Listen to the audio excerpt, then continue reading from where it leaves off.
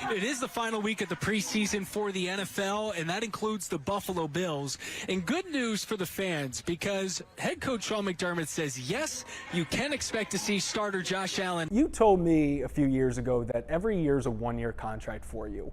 Why are you the right man for the job in 2023, Dino Babers? I was the right man for the job in 2016. I'm still the right man. Fran Brown, safe to say, is one of the more captivating speakers you'll see in the coaching world. Welcome into the award-winning Orange Zone podcast. What's up from the Sky Cam? I'm Tommy Sladek. We have Samantha Croston. We have Super Bowl champion James Murrow. Because end of the day, Syracuse is just at a disadvantage.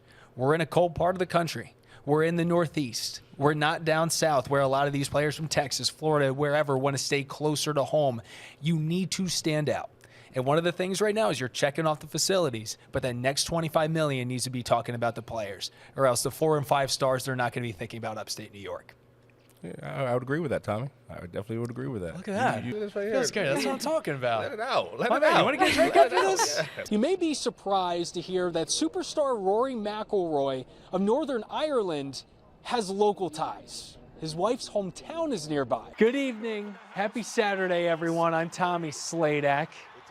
I've only watched that 100 times, maybe 200 at this point.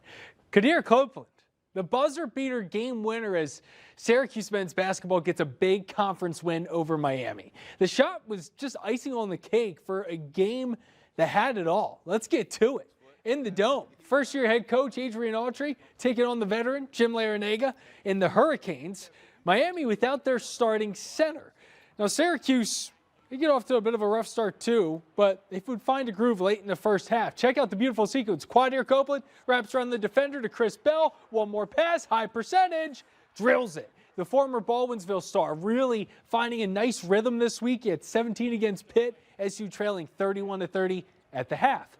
Miami, they have multiple players expected to be first-round draft picks, and they were showing their talent. Because in a blink of an eye, whoa, 55-48, SU down. The Orange needing more than just Starling to win this game. They'd find hot hands. How about Chris Bell from deep? 57-56. Okay, we're moving. 62 all. Mintz drives the layup. No, the Brown putback. That's a yes.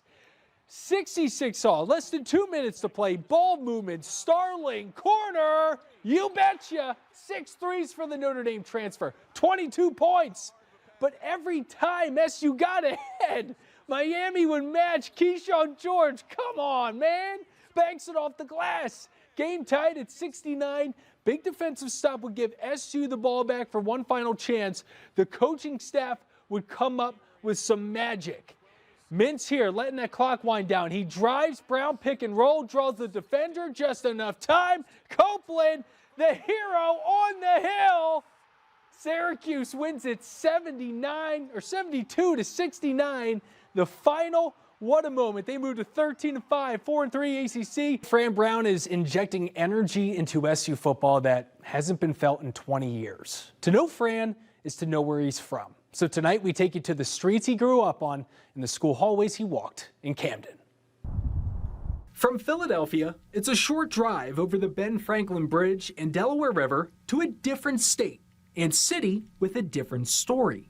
Camden, New Jersey, home to 71,000 people, known for its glistening waterfront, delicacies like donkeys, cheesesteaks, a rich history of athletic success, and home to new SU football coach Fran Brown. You know, dealt with a lot of adversity in his life and just still haven't given up, and, you know, super proud of where he is now.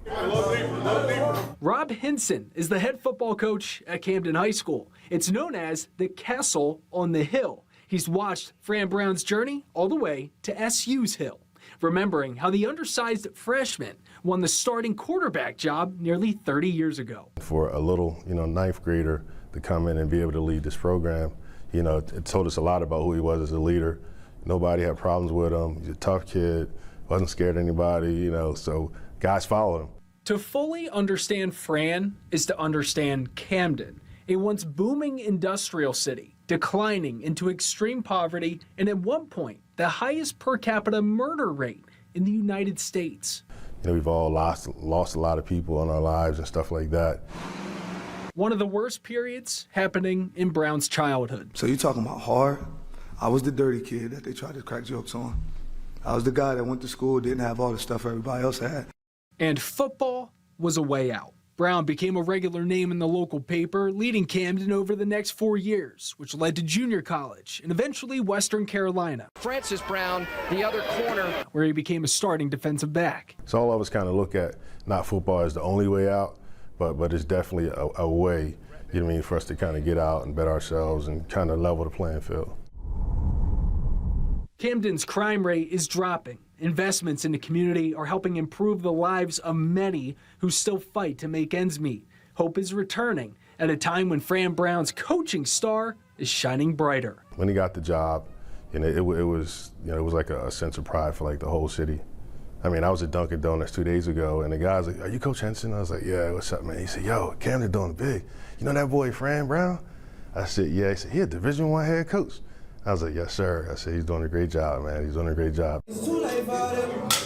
Henson has helped build Camden into a top program in Jersey, developing a roster full of college prospects.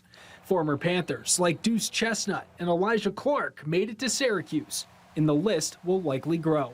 Coach Fran Brown, that's my guy right there. Camden sophomore Ibn Muhammad and 9 of his teammates made the trip to Syracuse last month to meet with Brown and new defensive coordinator Elijah Robinson, a fellow Camden alum. We had a good conversation about how he loved the hometown of Camden and the relationship he had with Coach Henson. In just 2 months since moving to Syracuse, Brown and his team have been all over the Salt City giving back, pouring the blood, sweat, and tears growing up in Camden, now to the city he calls home. No disrespect to Camden, where I'm from, that'll always be in my heart.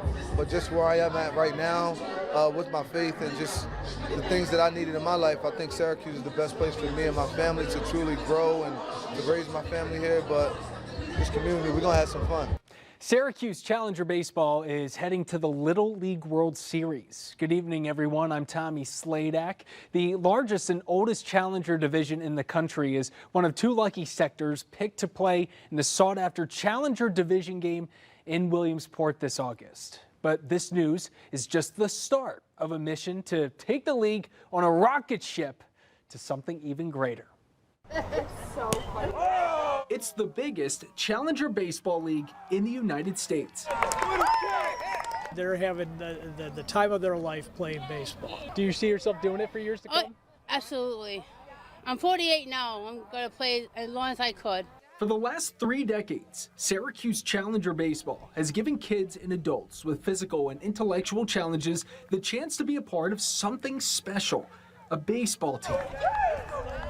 The smiles and the excitement that they just radiate to everybody else makes this worth everything. With 16 teams and more than 200 players, the league plays at numerous sites in our region, but none more special than the Carrier Park Field of Dreams in DeWitt. 2 fields fully handicap accessible, but Executive Director Dom Cambereri says they're looking to go the distance. Funding has started for a 6-field super complex with 2 jumbotrons, allowing all participants to play at the same time in the same place. We owe a debt of gratitude to the Lobdell family and to the Lally family for their amazing donations. And now we've heard that the Jim and Julie Boeheim Foundation has stepped up again to help us. Attend a Challenger game once, and you'll find the energy to be infectious. Michael Ballou started playing when he was 5.